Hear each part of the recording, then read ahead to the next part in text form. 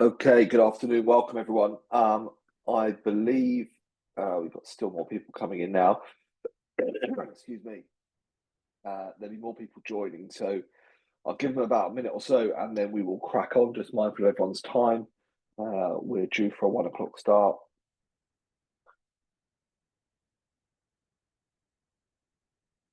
Just while we're waiting for other people to join, if you do have any questions today, you'll see at the bottom of your screen there is a chat function. Please feel free to pop in any questions you have, either now or as we go through, as things pop up that come to mind. We will do our best to cover all questions that come up through the course of today's session.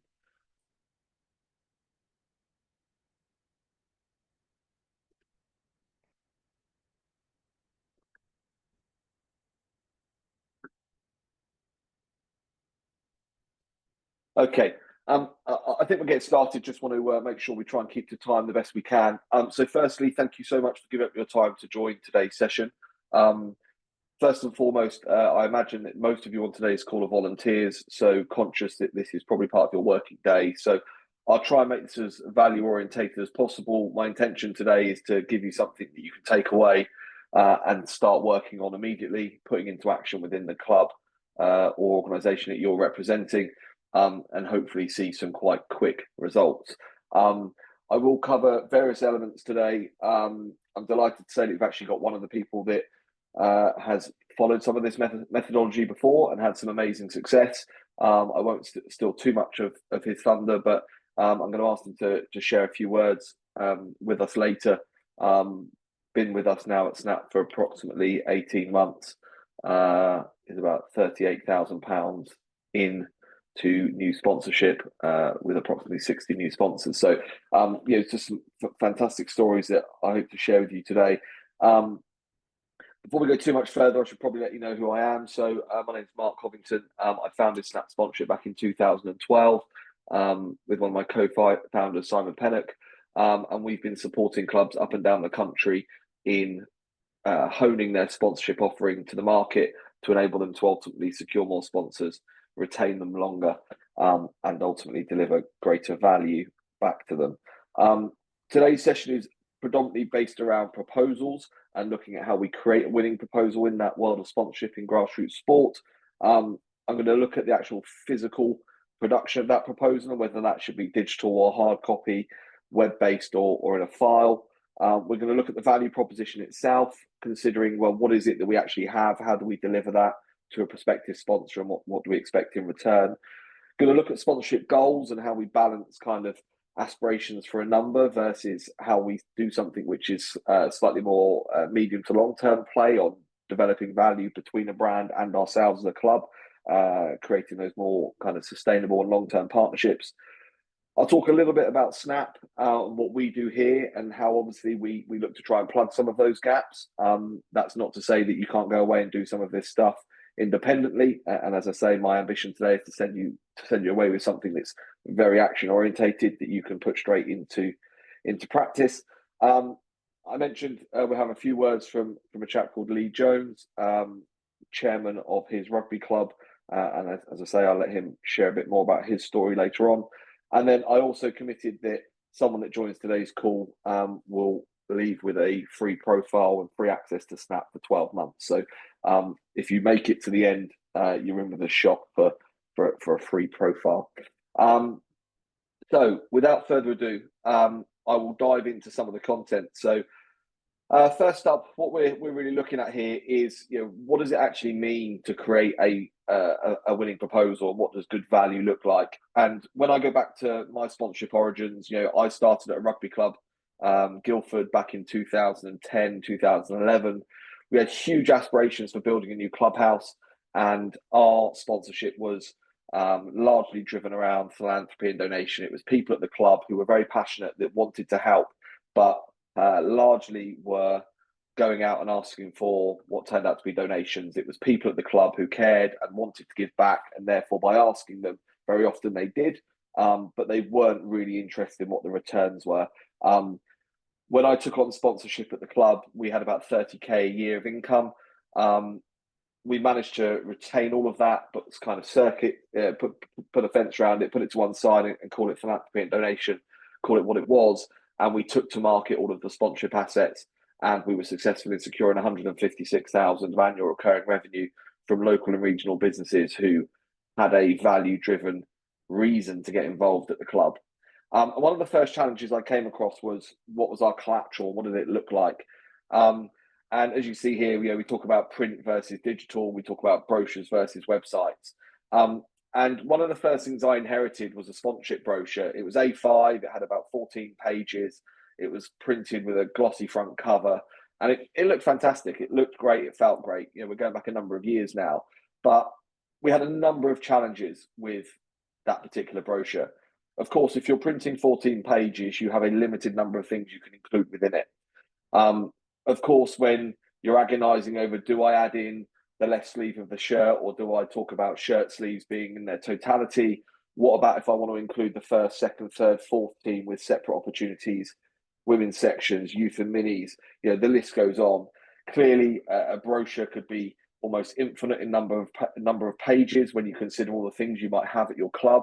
If you're a cricket club, you might have sight screens, wicket covers, stumps, various aspects of shirt, boundary markers, and you can apply the same logic to any other sport, whether you're in a pool, swimming, or on a rugby pitch. So the level and volume of potential sponsorship opportunities is huge. One of the things that we agonized over was, what do we include in those precious 14 pages? And what happens when we want to include one more thing? Because, of course, then you've got 4 sides of the booklet that you then need to add to.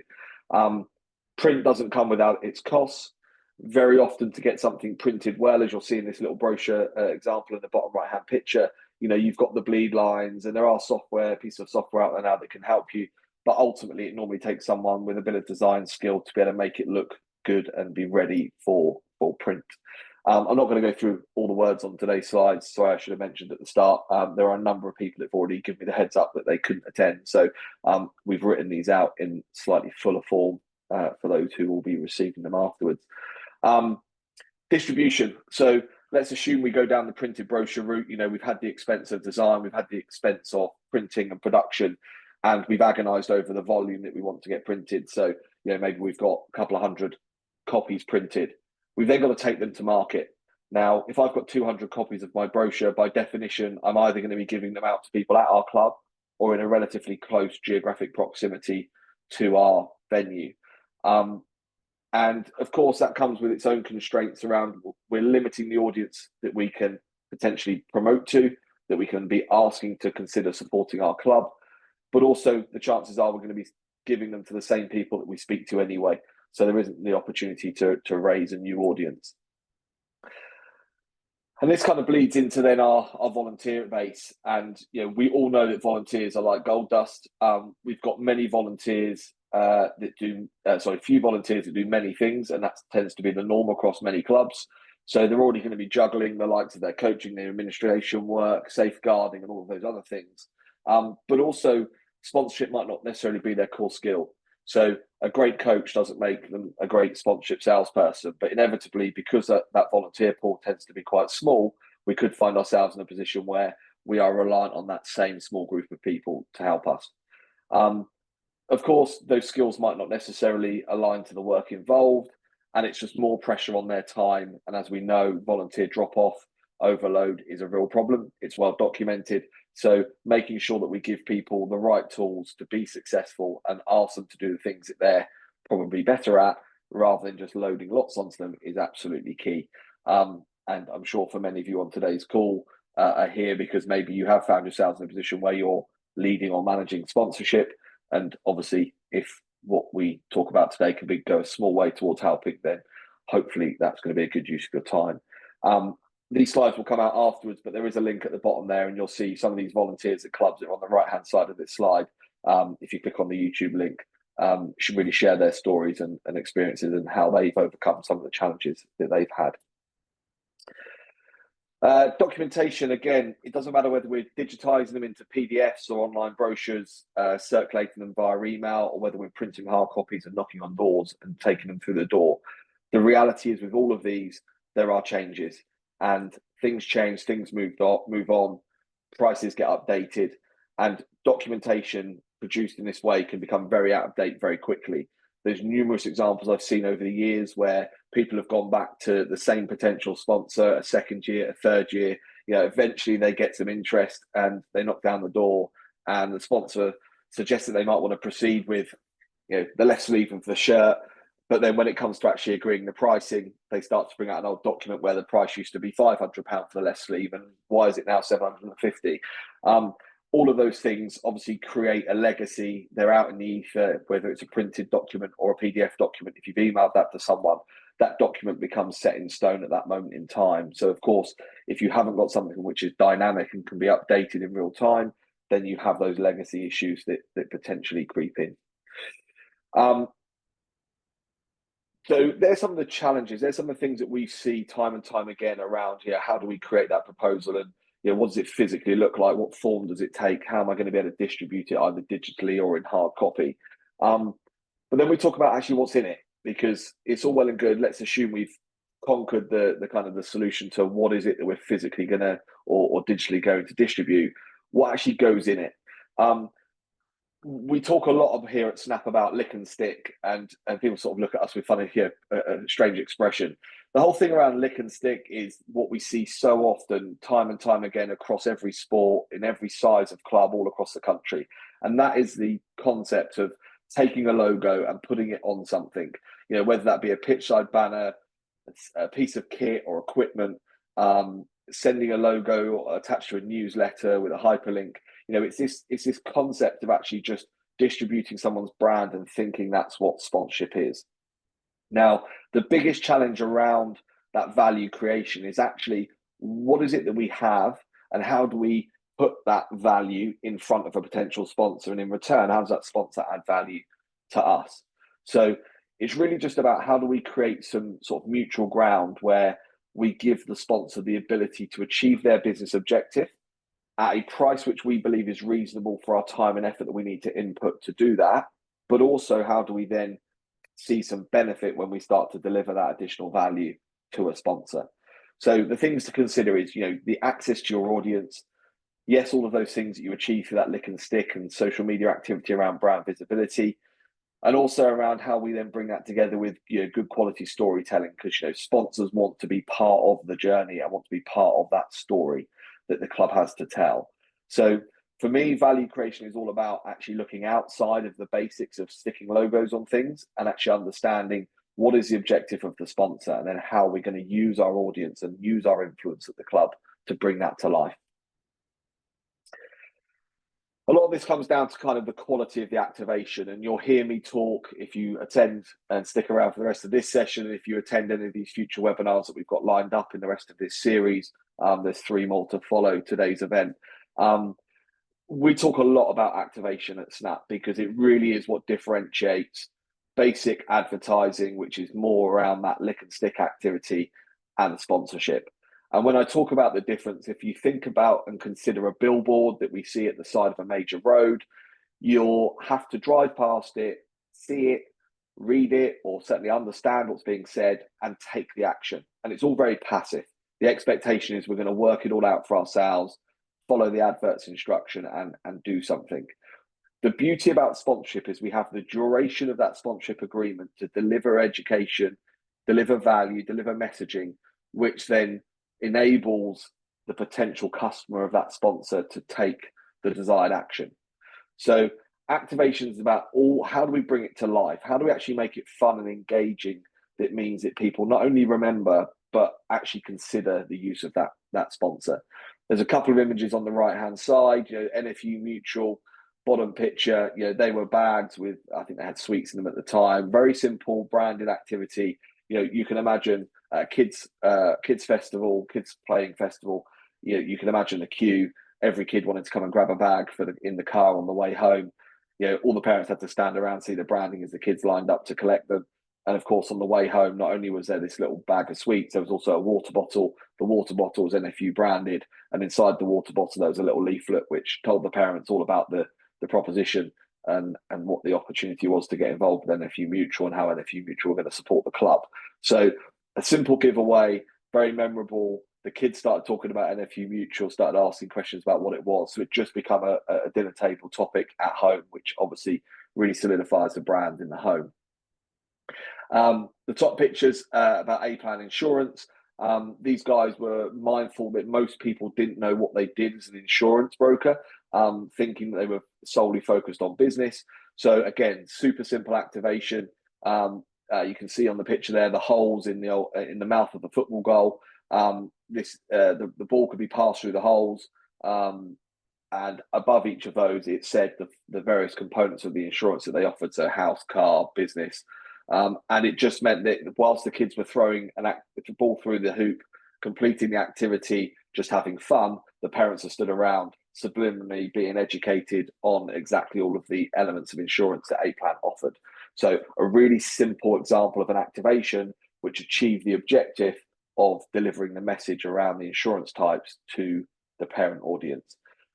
As an aside to that, we also did a bit of data capture. So the parents were given the opportunity to enter their kids into a draw to be the winner from the day based on their successful completion of the activity. But to enter them, they had to just give an indication of when their insurance were due for renewal, so month and year with a simple email address, and it gave A-Plan data to then be able to follow up on at the appropriate time. Next thing is all about value. So what is value? So to A-Plan, it was about raising awareness of the insurances they offered, and then also importantly, thinking about how do we capture data so that they can do some meaningful follow-up at the right time of year when members at the club were due to renew their insurances anyway. So we talk about and we differentiate between return on investment and return on objectives. So not every sponsor is going to be looking for pounds and pence back in return for their sponsorship investment. Some absolutely will, but it's important for us to understand the difference, and it's important for us to ask the right questions. So when we're having that conversation with sponsors, what is it they want to achieve? And my favorite question for this is, if we were sitting here in 12 months from now with a glass of wine, pint of beer, over a coffee, what does good look like? What would we need to have achieved over the next 12 months for you to renew for another year and stay with us, stay supporting the club? And if we ask those type of questions up front, A, we're going to give that sponsor confidence, and B, we're going to really understand what it is that we need to do to make sure that we have delivered on that promise and actually have a good chance of retaining them for the following year. So things to consider, how are we going to prove it? So what does it look like in terms of, if we said we're going to get a certain amount of people to come through their door, or we're going to look for a certain amount of transactions or growth in their social following, whatever that objective is, or that investment return that they're expecting, how are we going to be able to demonstrate and prove that? So things to consider up front. If we ask the question, we need to be prepared to make sure that we can follow up on that and then deliver them the relevant reporting to show that level of success. So when it comes to actually setting realistic sponsorship goals, key things to consider here. Again, I'm a big advocate for not going for gold with upfront numbers. So one of the things which we see time and time again is clubs, and with all the right intentions, will go to market and they will have a number in mind. We need to raise X by in this period of time because we're trying to fund a new 4G pitch, or a clubhouse renovation, or maybe simply a new bag of balls or some new stumps, or whatever it may be. So everyone has their reason and everyone has their number. But what I encourage everyone on this call to consider is, how do I get to that number in a way where everyone's going to feel great at the end of it? And what this boils down to for me is not going for gold with the upfront fee, or what we call in the industry a rights fee, because it's not about necessarily this shirt sponsoring the front of it, I want £5,000 for. What's a realistic number that I think I can achieve? What's the right brand to associate with it, and how am I going to deliver them value over time, which means that what starts off as £5,000 today may deliver me substantially more in the future. And I'll give you an example of this. So within the library on the Snap system, we have numerous case studies and activation plans, which I'll talk a bit more detail on later. But there's an example in there of an estate agent, and the estate agent in question sponsored a cricket club. The deal value was approximately £5,000 up front. And for that, they had some rather large pitch-side boundary banners. They were on the wicket covers, protecting the wicket. And it was on a main road, an arterial route into a town centre for the club in question. So they had quite a lot of physical brand exposure, and then there were some good activations around predominantly raising brand profile in the local community, because one of their major challenges was, as a franchise, was arriving in a town where there was already a pretty big presence of other well-known high street agents. So the first thing we did was put some for sale boards outside members' homes. So a simple request to members: would you mind having a for sale board outside your home for a period of a couple of weeks, just promoting their sponsorship of the club? And the sponsor paid a fee back to the club for every member that agreed to do that. So it's a relatively large club, about 750 members. And I think they got about 120, 125 members that agreed to do that. And they paid the sum, I think, of 20 to 25 pounds per house that agreed to have that board outside. So in addition to their upfront £5,000 fee, there was then another commission, if you like, that came back into the club as a result of the buy-in from the members. Then in addition to that, there was then what we called a checkbook scheme, and it kind of does what it says on the tin. It was an old school style checkbook with a perforated edge that you could tear out. And on the check, it basically entitled whoever had that check and presented it to the estate agent to receive a fee rate better than any other high street agent. So as the end user of the club, so little Johnny or Jane's mum, dad, guardian, and the under nines, if they happened to be moving house, if they took one of those checks from their age group manager and presented it to the estate agent, they were guaranteed, if they sold their house through them, that they would get a better rate than any other high street agent. Obviously, the sponsors delighted because they can see the business coming through the door as a direct result of their sponsorship. And the commission that then went back to the club was £1,000 per house sold. So not only was the member getting a benefit, was the estate agent seeing the transactions coming through the door, driven through the activity of the club, but then the club coffers got a nice top up of an additional £1,000 per house sale. Now, where the club was smart is they gave 50% of that £1,000 to the age group where it originated. So the sponsorship deal that started off as £5,000 delivered 22,500 by the end of the first season. Now, when you consider that, and we think about going back to the origins of that deal, if that conversation had started in that estate agent saying, would you sponsor us £22,500 this year, please? I think it's fair to say it would have been a very short conversation. However, nobody minds spending more when they're having success. So my plea to everyone again on this call today is think about the upside and how you can deliver value, and in return, how you can then receive an uplift in that spend. Not saying, right, this is the number I need to get to, and how am I going to, who am I going to sell that to? Who's going to take the leap of faith and sponsor me for £22,500? When you've got a deal which is well structured, which has genuine skin in the game from both parties, where both parties can win through delivering one another value, those deals will last longer, and they will ultimately deliver you more in terms of income. This slide I've included just to give you the complete flip reverse of everything I've just said there. So everything I've just said sounds quite complex, and it requires effort and energy and time of volunteers, which we've already said at the start of today's call.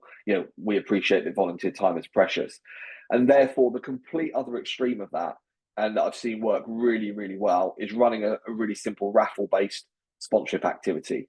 And this is where we're saying, do you know what? We don't actually have necessarily the resources, the time, the inclination to go to market, secure these sponsors, and deliver these well thought through, well understood activations.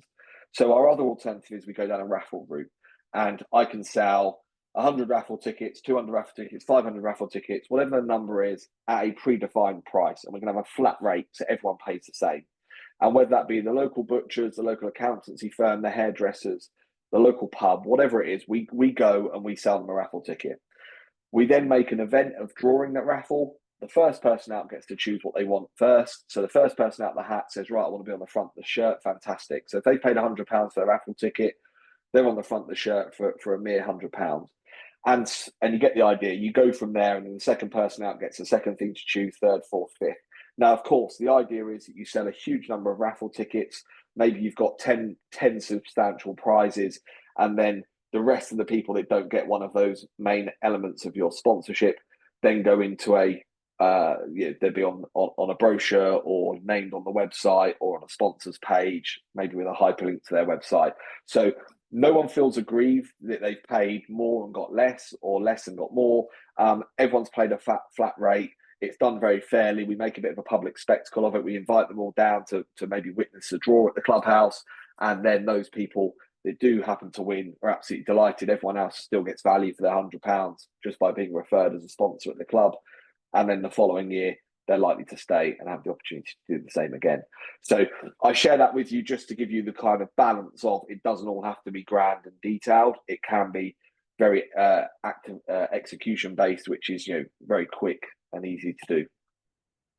So that kind of hopefully sets the scene for a lot of the challenges that we see in the market, a lot of the frustrations and problems that club volunteers either inherit when they take on sponsorship for the first time, or even they devise themselves and think they're doing the best thing by getting this sponsorship brochure and putting the effort and energy into designing and printing it, only to fall into some of the traps that I've shared earlier. Then hopefully the picture's painted around what is value, and then how do we deliver activations, and what do good activations look like.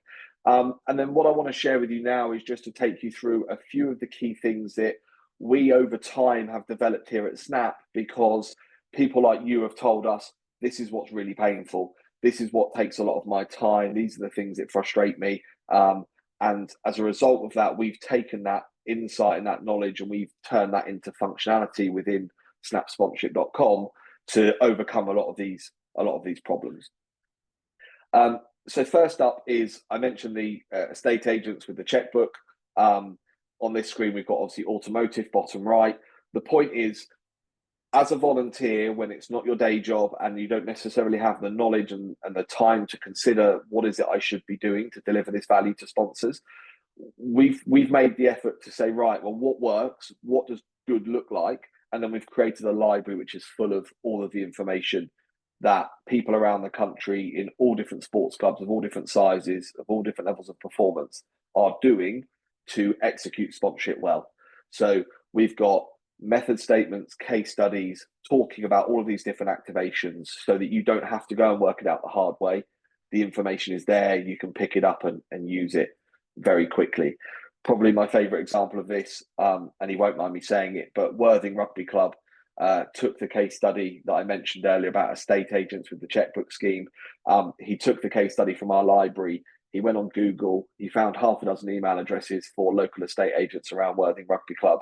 He emailed the case study out, didn't even blind copy people, put them all in the 2-bar and said, we're going to run this at the club.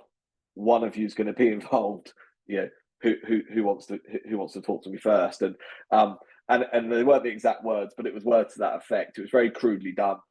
He had 3 people come back to him for a conversation. He'd done the deal and had money in the bank within 72 hours.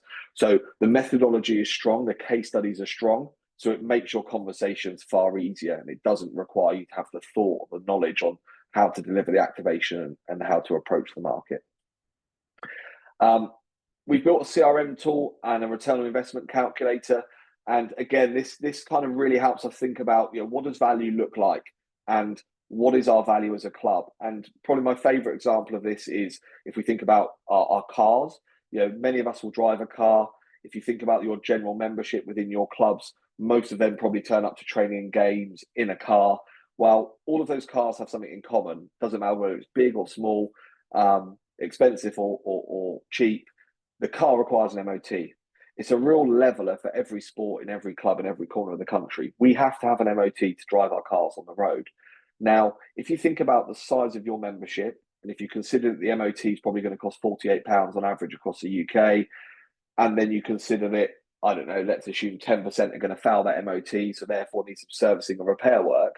When you actually start to run those numbers, you very quickly realise that your club's got a huge value just to a local MOT garage. And I hazard a guess that most people on today's call haven't got an MOT garage as a sponsor. So it's, how do you approach them? How do we define the value? What does good look like in that conversation? And how do we then communicate it? So I'm going to dive into the Snap system in a minute just to share some of this with you. But again, You could do this on an email. You can do the calculation for yourself. So this isn't a big advocation for you must come and use Snap. It's about you going away considering what is our value and how do we propose this to a potential sponsor in the most effective way. So if we've got 1,000 members with £48 MOT, 10% of them needs some servicing work, the number's pretty decent. If you can come up with the same type of more modest upfront fee with the ability to then upsell some type of rebate mechanism whereby as people spend money with that particular MOT garage, there is some sort of trickle back of revenue, then of course there is a deal to be done. Social sharing. So again, one of the big frustrations that a lot of club volunteers came back to us with is, there's a huge amount of work. A lot of sponsors want activity and noise and value through their social channels. It takes time. It takes consistency. What do I write? How do I pull the right images together? Where do I get the sponsor's logo from? How do I pile that all together into a social post, and how do I distribute it in a time-efficient manner? Now, when you consider that volunteer, and maybe some of you on today's call, you might still be on the pitch. You might still be worrying about setting up before the game. You might be worried about packing up after the game. You might have responsibility for hosting and welcoming your opposition and waving them off at the end of the day. There is a huge amount of things to be done around game day, and social media and scheduling posts is just another thing which is added to that long list. So we've built some functionality around the platform which enables you to do that and automate some of that process. Contracting. So, actually having some security and professionalism. I think I hear sadly horror stories on both sides of the equation where sponsors are sponsored clubs somehow fold, sponsors are left high and dry. They didn't get the value, but yet they've paid the money, and vice versa. We've had situations where clubs in good faith have had kit printed and businesses sadly haven't honoured their agreements and paid for their sponsorship arrangements. So there's that kind of security blanket and comfort factor around having a contract. Within the Snap system, we've built the ability to create contracts. They're not overly onerous, and you don't need a legal degree to be able to interpret them, but they just give that level of professionalism, level of security, which enables people to have something which is really valuable in that proposal process. Because it's one thing proposing something and saying we're going to do it, it's another thing following it through and actually executing on the detail, and that's why we think this is also really important as part of that proposal process. And then finally, payments. There's nothing worse in giving a sponsor a whole lot of work to do. So when it comes to actually, once a deal is done, we're then, as a club volunteer who's responsible for sponsorship, having to then go to the treasurer and ask them to raise an invoice, find the details of who the invoice needs to go to at the sponsor's organisation, pass that to the treasurer, get the treasurer to raise the invoice, send it to the sponsor, only to be told they also need to include a purchase order number. And it just goes on and on and on. And I've been there. I sat there back in 2010, 2011 doing exactly this. And it was such an onerous task and so admin heavy that it was infuriating. We'd spend weeks between shaking someone's hand and doing a deal and actually seeing money arrive in the bank.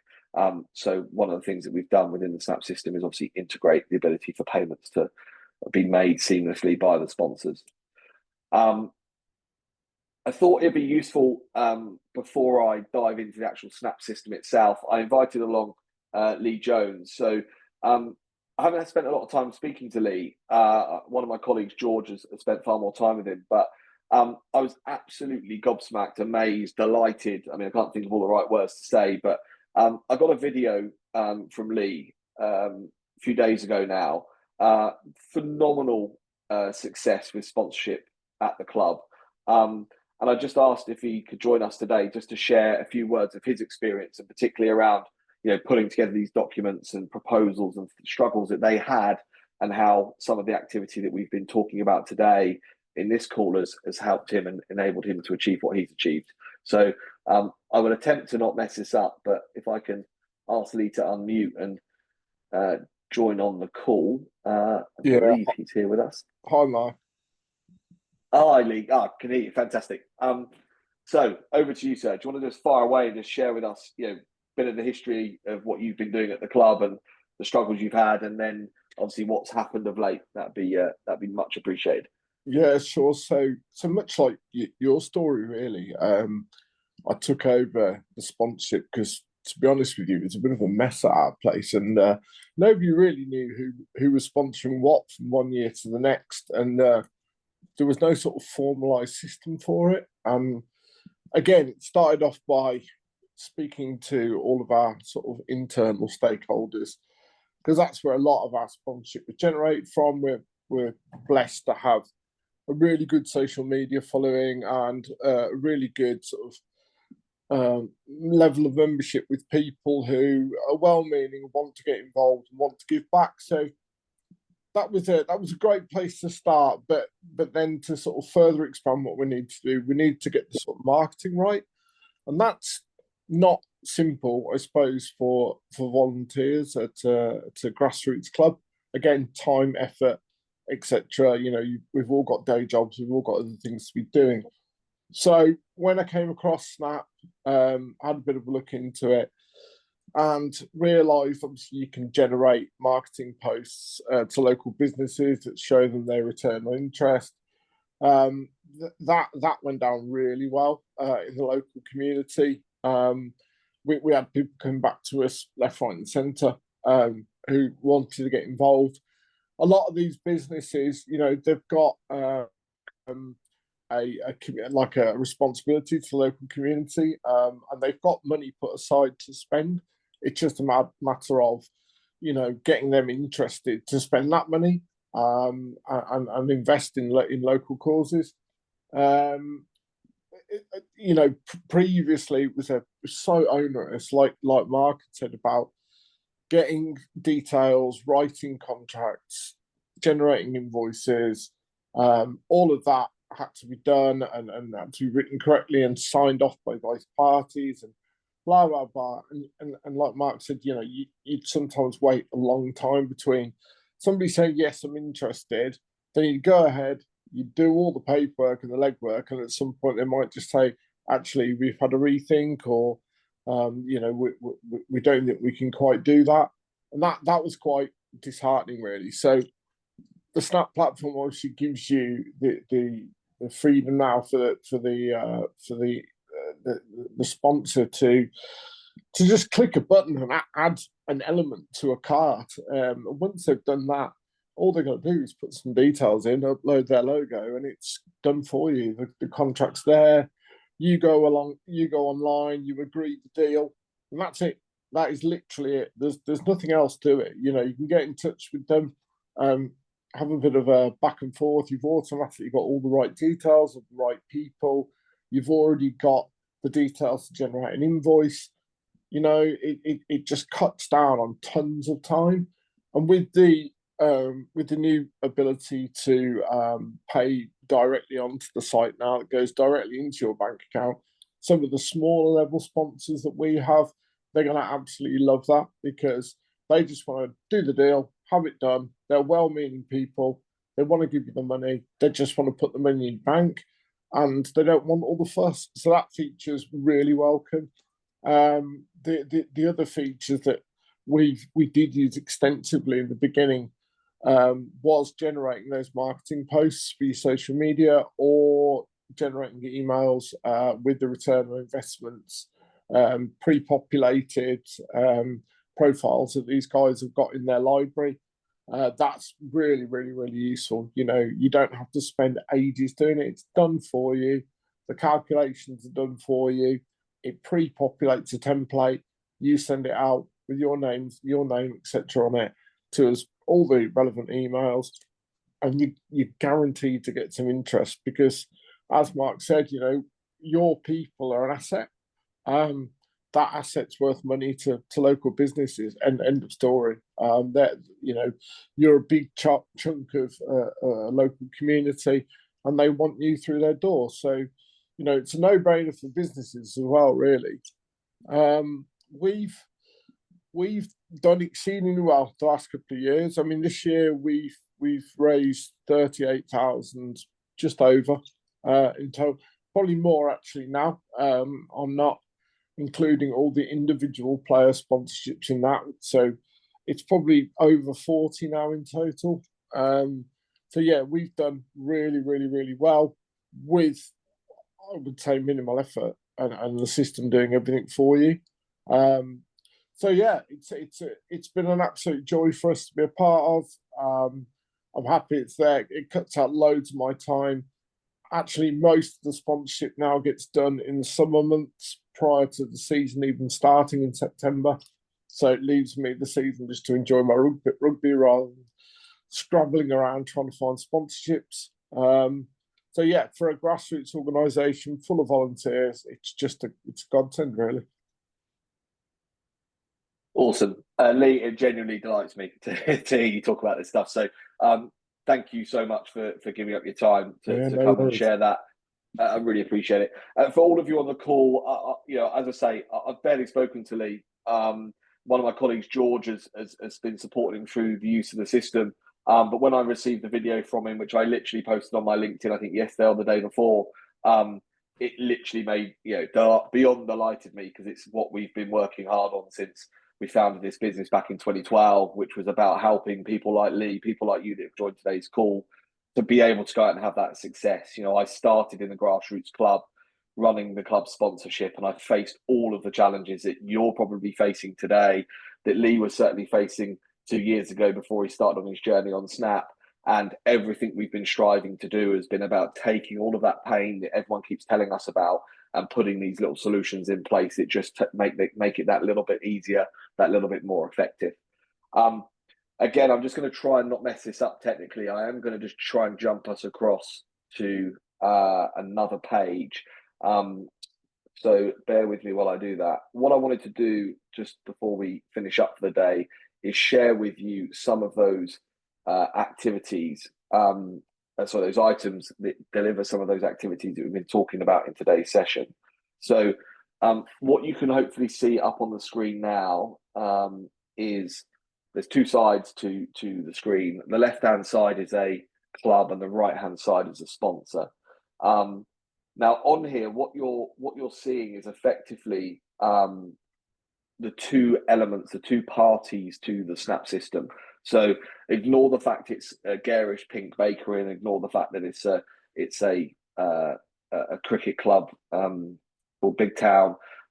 It's purely the principles that I wanted to share with you today. So when we come back to kind of the core purpose, it's all about the actual proposal and what things look like, and keeping things accessible, scalable, and in a format which can then be very, very easily understood and reached. So all of those things we talked about at the start around the proposal itself, if I pick on Wood and Mortimer, this is their profile. So they don't need that printed sponsorship brochure. All of the information about the club that you might want to include, so cover image, logo, where they're based, why they think they should be sponsored, who their 52 current sponsors are. These guys joined Snap with 0. They went from 0 to 52 sponsors. It's listed on their profile. Little write-up about the club, who they are, where they're based, their history, some imagery, some videos, their media impressions, their social coverage, a little bit about the club in terms of their size, number of members, etc. So that doesn't need a brochure. We haven't had to pay a designer. We haven't had to print something, and we're not limited to distributing it to just the 200 copies that we have. Because of course, if I've got 2 volunteers and they take 50 of the brochures each and they distribute them, and one of them happens to sell the item on page 2, of course, the other 99 copies of the brochure are now effectively out of date and redundant. And the challenge with that is, of course, we have some embarrassing conversations if volunteer number 2 also sells the same thing, because we need to then unpick that situation. Everything they've got available is down here. And as you can see with Wood and Mortimer, I'm delighted to say there's not a lot left. But you can see here, for example, their player sponsorship. If I go into Damien's, I can see an image of Damien, the description, the benefits, and I can express an interest in that item. And that's all within their profile on Snap. And what you'll see here is it really just doesn't change by sport. So whether you're a boxing gym, ladies football team, men's football team, a rugby club, the look and feel of the profile is all the same. What it contains is all of the relevant information and the ability for a prospective sponsor to get involved very quickly. From a club perspective, we've talked about the library today, so I won't go through all of this dashboard in detail. because I want to respect everyone's time and finish when we said we would. But if I pick on the library, within this library, we've got all of those different stories that I've been talking about, whether it be automotive with MOT garages, with coffee and holidays, with a state agency. But what we do here is we give you those examples. We talk about what's the value of activation and how do we deliver it. And then we break that down by industry. So if you haven't got an estate agent, you simply follow the estate agency case study. It will take you through that library item, and it will take you through in detail, both through video, an overview, and slides, which explain exactly what it took to deliver that sponsorship deal. And obviously I talked about it earlier with regards to the individual activations, the checkbook schemes, and the method of delivering it. And it's all contained in here with another web page, which you can actually put under the noses of potential sponsors. And this is the page that the guy from Worthing distributed that got the reaction that they wanted. And it outlines how this checkbook scheme I talked about earlier works. It gives the live example of it. And for any estate agent, you can see all these estate agents down the bottom here that are currently engaged through Snap sponsoring clubs. This is a really powerful story to tell, and it really takes the sales element away from you and really kind of answers all the questions that a potential sponsor in the estate agency space would have. So that's the library piece.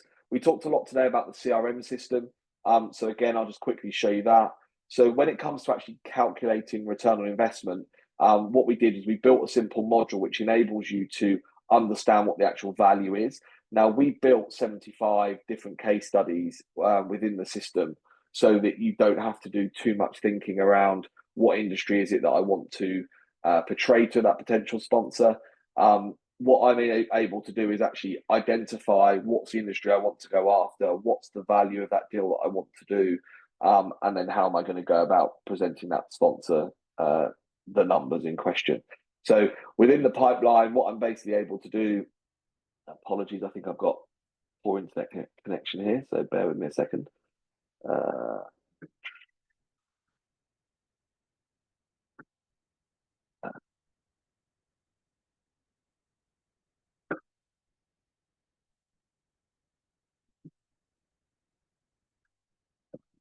Too many things open. Get rid of some of this.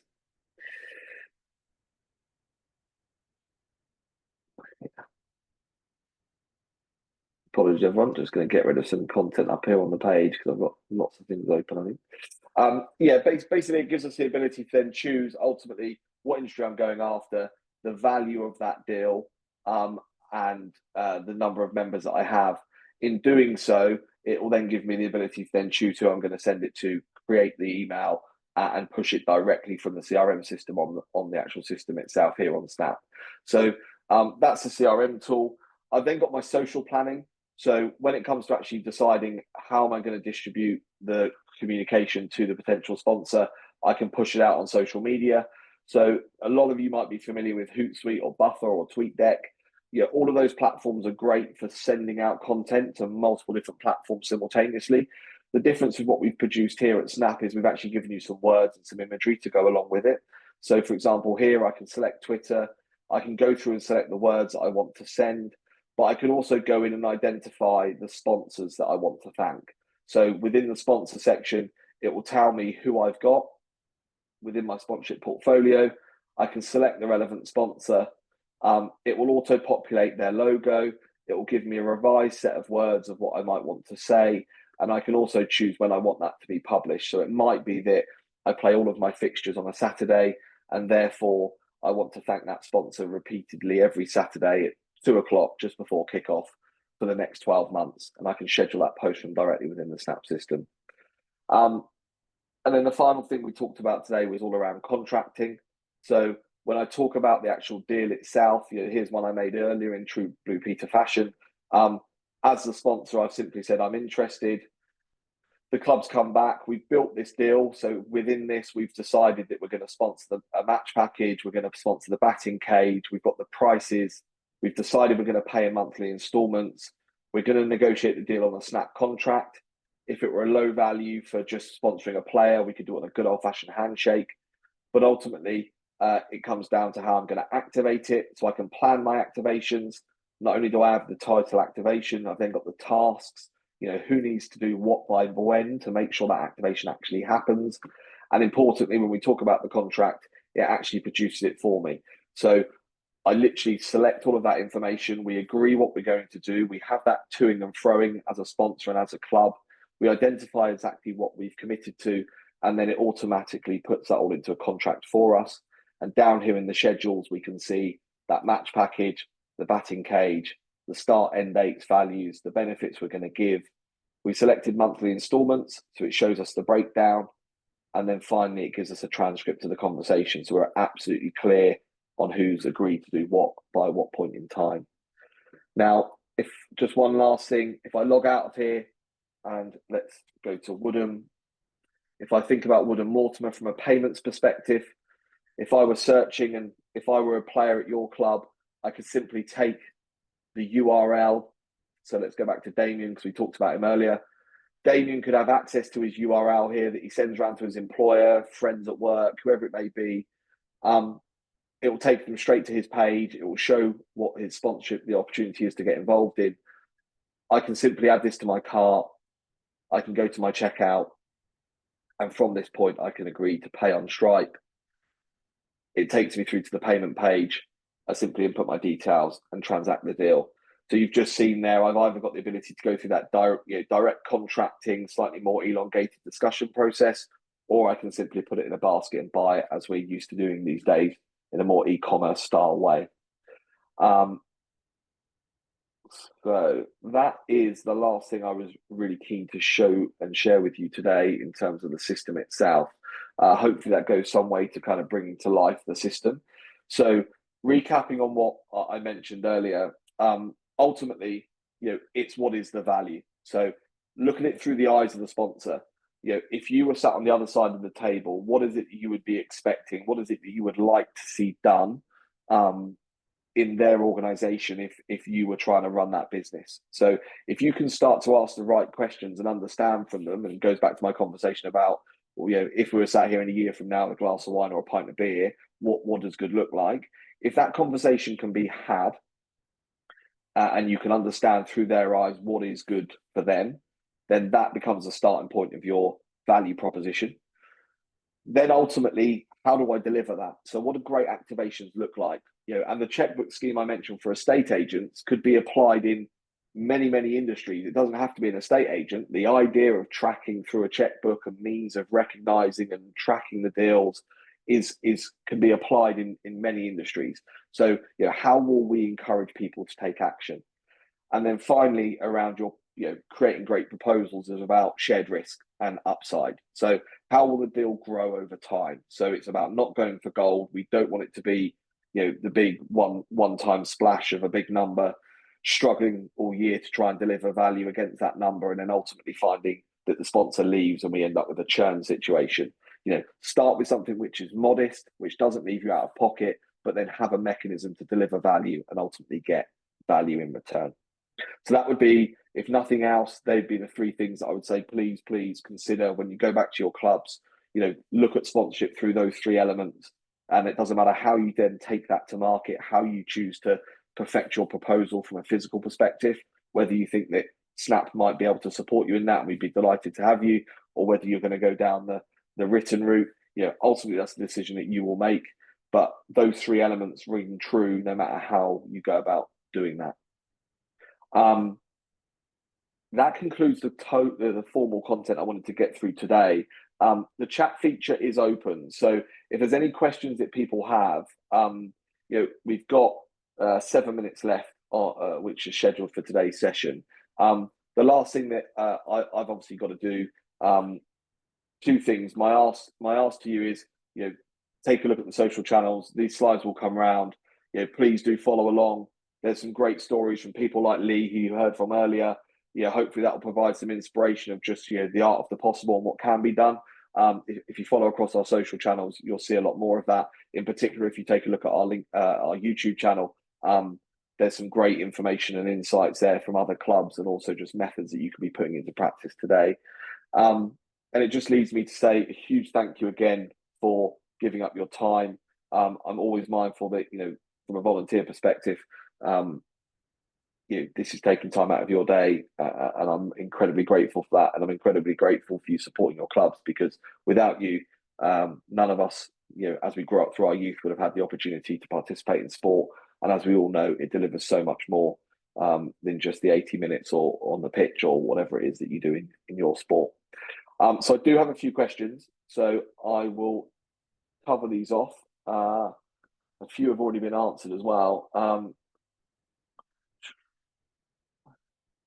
Okay, so one of the questions was, do we have any examples of Snap working with multi-sports clubs as well as cricket or clubs with squash paddle sections? Yes is the answer.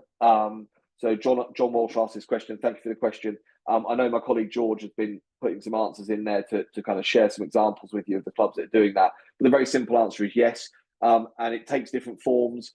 Some clubs choose to have a Snap profile, which is kind of the parent company, if you like. And then they have a separate profile for every individual sport. So it gives all of the individual sports at the multi-sport club an individual identity. You can wrap up, if you like, all of the fixed assets in the parent company. So maybe road entrance signage, naming rights of the building, they can be maybe sit in the top tier. And then within the individual club profiles, you can cover things like kit, equipment, pitchside hoardings, etc. So you can slice it in multiple different ways. The fantastic thing about that is obviously, inevitably with a multi-sport club, you tend to have a larger audience. So it's just how you capture all of that information in one place. So gathering all the main assets and then all the sub assets below it. But yeah, absolutely got lots of examples of that on Snap, and very happy to help. Kettering RFC, Peter, thank you for coming. It's been a pleasure to have you.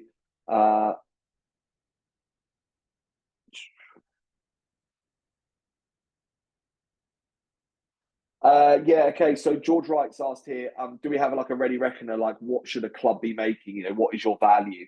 The answer in short is kind of yes. I'm very happy to kind of commit to a number. If I understand a bit more about a club, I can give you an order of magnitude of what you should be raising. So if someone came to me and said, we're a football club in this part of the country and we've got 500 members, I tell you what I think you should be able to raise. But one thing that I always caveat that with is, I'm a massive fan, as you've probably gathered from today, keep the number modest up front and have that opportunity to exceed it. So when you deliver value to those sponsors, it can come back at you, tenfold. The example I gave with the cricket club, 5K to 22,500 in the first season, that's not a standalone example. That happens, and it happens all across the UK. It's about how you deliver great activations. If you could do that, I could tell you a figure today for arbitrarily a football club with 500 members in the Midlands. But you could easily multiply that by 5, 6, 10 times if you deliver the activations well. A couple of thank yous, guys. It's been my pleasure. So delighted that you found it useful.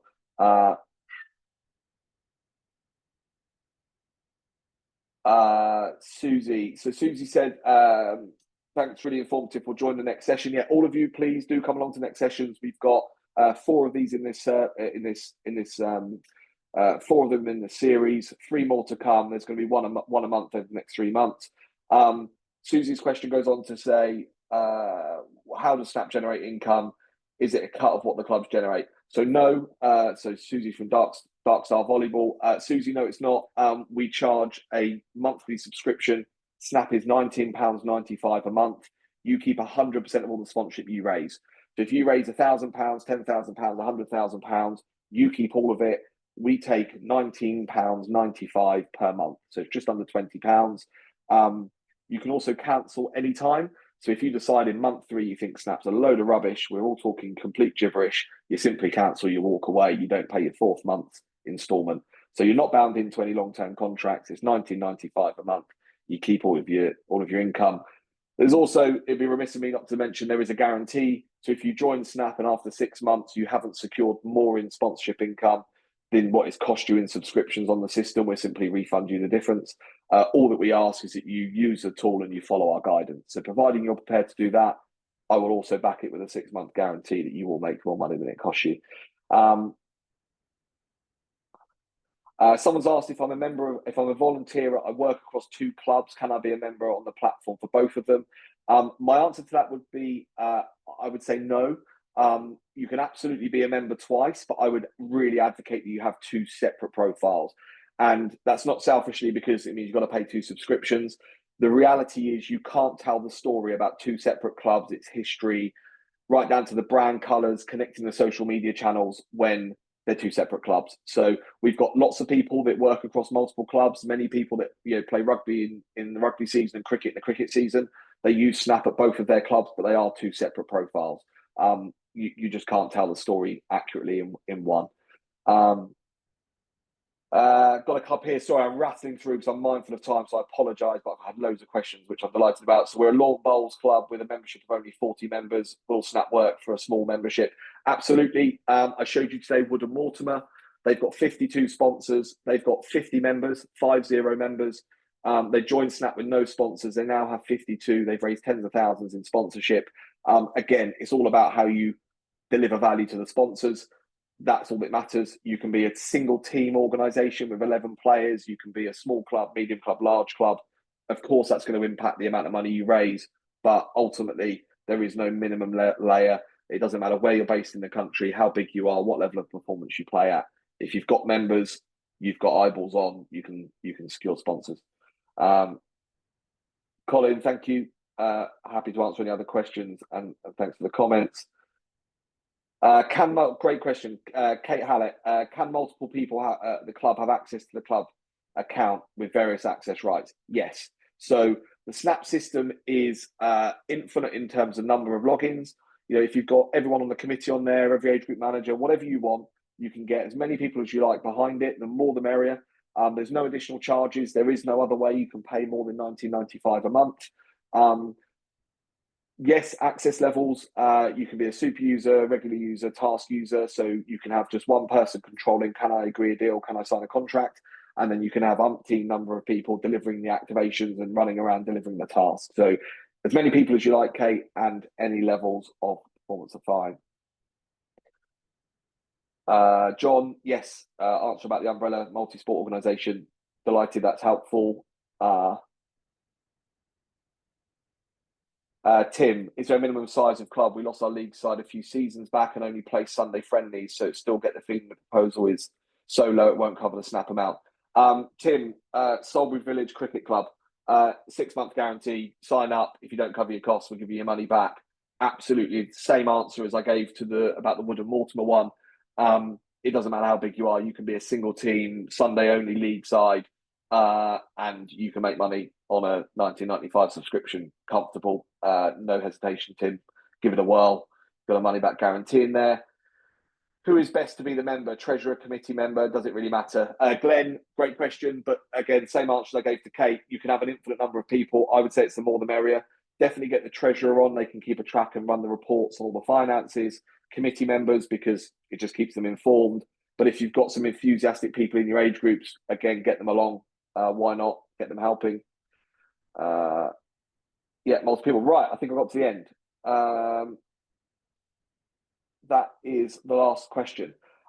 We've overrun by 3 minutes. I apologise. Thank you so much for the questions. I hope that's been useful. I said I'd pick a winner. So I'm going to... I have no way of doing this. Let's just scroll. I'm going to scroll on my screen and see where it lands. So I've landed on a Thomas Willets. So Thomas, you are the person that my cursor has landed on as I've spun the people that are on this call. So Thomas Willets, we'll be in touch. You have a free profile for the year. So thank you all so much for attending today's call. I hope it's been useful. If you've got any questions, don't hesitate to get in touch with us. We will do whatever we can to help. And I really hope to see you on the Snap platform very soon. Thank you very much.